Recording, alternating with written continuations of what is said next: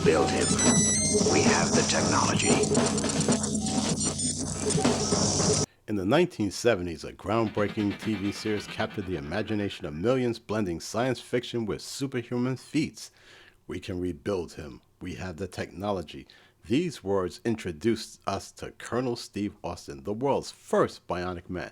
This is a story of the $6 Million Man, its origins, iconic moments, enduring legacy, and why it faded from the airwaves. The roots of the $6 Million Man trace back to 1972 when author Martin Caidin published his novel Cyborg.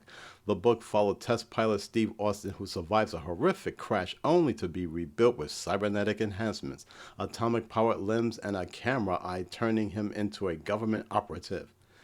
Caidin's story was a bestseller, blending Cold War espionage with futuristic tech, and it caught Hollywood's eye.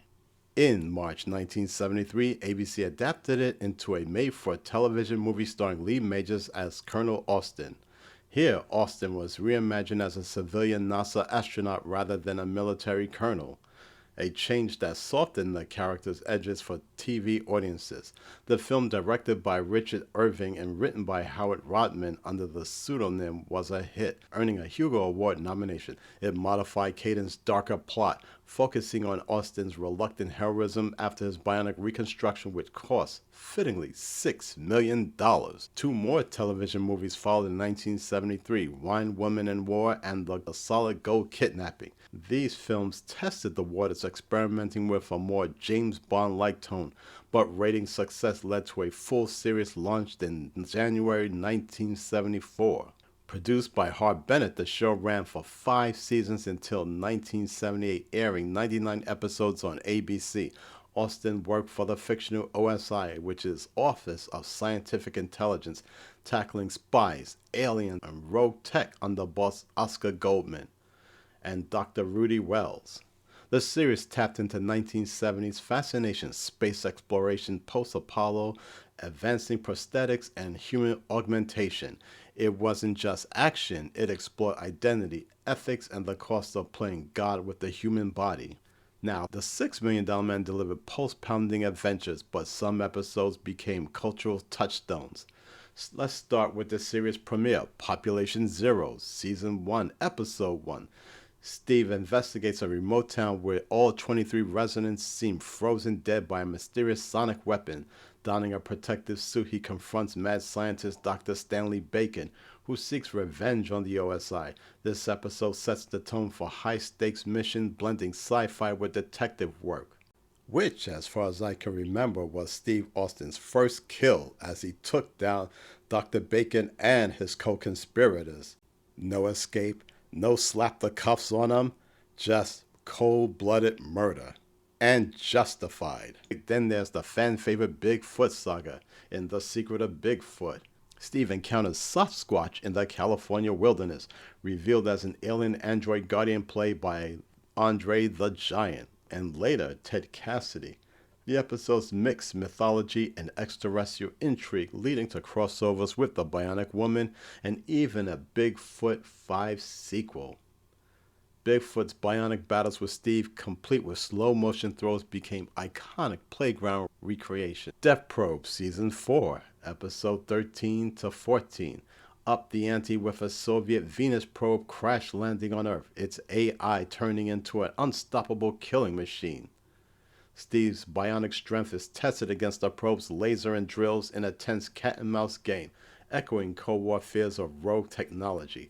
No discussion is complete without the Jamie Summers arc, introduced in The Bionic Woman Season 2, Episodes 19 to 20. Jamie, played by Lindsay Wagner, Steve's fiancée, a tennis pro critically injured in a skydiving accident. Rebuilt with bionic legs, arm, and ear, she initially rejects her enhancements, suffering amnesia to forget Steve. Her death, quote-unquote, and revival sparked massive fan outcry, leading to her resurrection and spin-off series.